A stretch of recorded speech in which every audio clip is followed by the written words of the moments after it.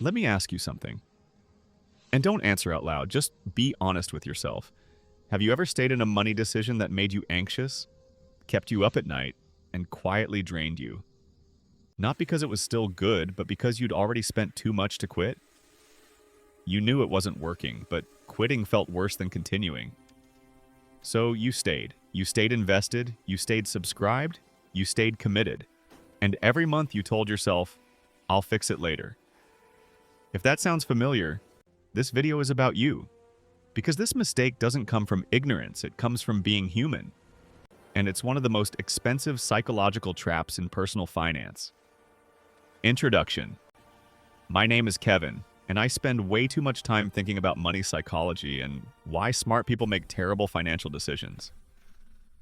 If you're someone who feels stuck in bad money decisions and doesn't know when to walk away, make sure to hit the subscribe button and give this video a thumbs up if this helps you out. Today we're talking about the sunk cost fallacy. And I want to be clear up front. This is not just about investing. This shows up in your spending, your career, your education, your relationships, your identity. Once you understand this bias, you'll start seeing it everywhere. Part 1. What a sunk cost really means, slow and clear. Let's slow this down. A sunk cost is anything you've already spent that you cannot recover. Money, time, energy, effort. Once it's gone, it's gone. The sunk cost fallacy happens when you let those past costs dictate future decisions. In other words, you keep going, not because the decision makes sense going forward, but because stopping feels emotionally painful. Here's what most people don't realize. Past costs are irrelevant to future outcomes, but your brain absolutely hates that idea. Part 2. Why your brain fights you here. This isn't a discipline problem, it's biology. According to behavioral finance research, losses hurt about 2 to 2.5 times more than gains feel good. The brain processes loss similarly to physical pain. Regret activates the same neural pathways as threat. So when you walk away from a bad decision, your brain interprets it as, I failed. I wasted resources. I look stupid. Staying feels safer. Not smarter. Safer. Part 3. A very common investing story. Let's talk about investing, because this is where people lose real money. Imagine this.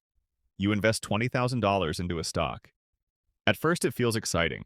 You research it, you defend it, then the stock drops. $20,000 becomes $15,000. Then $12,000, then $9,000. At this point, the logical question is, what's the best use of $9,000 today? But that's not the question your brain asks. Your brain asks, how do I get back to $20,000? That's the trap. The market doesn't care what you paid. Only future cash flows matter. Part 4. The would I buy this today? Test expanded. Here's a test every investor should tattoo on their brain. If I didn't already own this, would I buy it today at this price?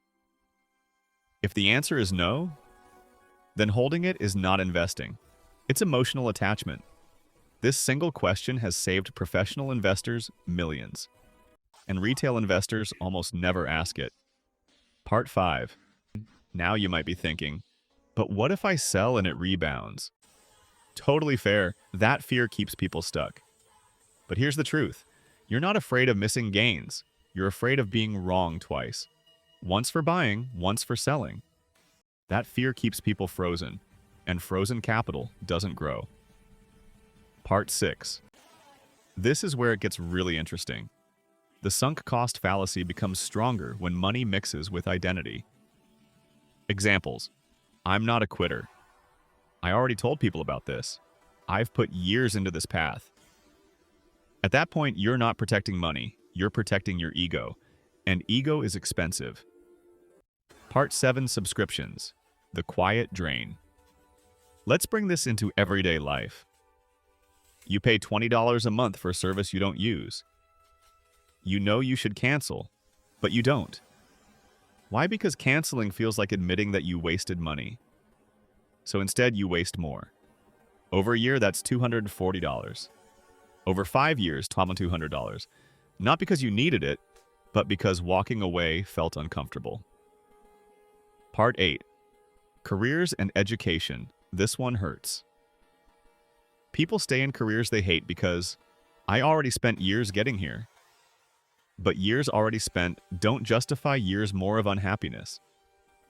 Time is a sunk cost too. So is stress. So is burnout. Yet people cling to paths long after they stop making sense.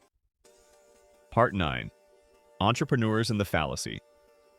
Entrepreneurs face this constantly. They pour money into a business idea. It doesn't work. Instead of stopping, they say, one more round, one more pivot, one more try. Sometimes persistence pays, but often it's sunk cost bias wearing a motivational quote. Knowing the difference is wisdom. Part 10. The real cost. Opportunity cost. Here's the part most people never calculate. The real cost of staying isn't what you've lost. It's what you can't do next. Money tied up in bad investments can't be reallocated. Time stuck in dead paths can't be repurposed. Energy spent defending mistakes can't be used to build something better. Opportunity cost is silent, but brutal. Part 11.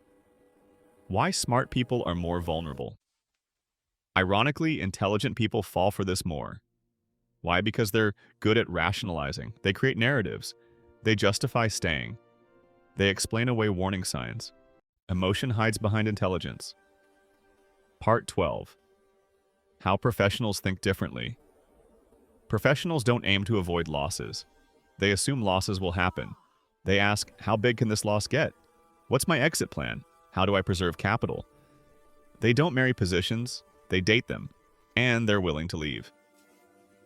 Part 13. A simple decision framework. Actionable. Here's a framework you can use today. 1. Ignore past costs completely. 2. Evaluate only future outcomes. 3. Ask if staying is driven by data or discomfort. If it's discomfort, that's your signal. Walking away is not weakness, it's control. Part 14. The reframe that changes everything. Here's the mindset shift. Walking away isn't admitting failure, it's admitting reality. Reality doesn't judge you, it just moves forward. So should you. Everyone has sunk costs. Everyone. The difference between people who grow financially and people who stay stuck is not intelligence. It's courage. The courage to let go. Money doesn't reward stubbornness. It rewards adaptability. If this video helped you think more clearly about your finances, subscribe. And if there's one decision you've been holding on to just because you already invested in it, this might be your permission to stop. Sometimes the most profitable move is walking away. See you in the next one.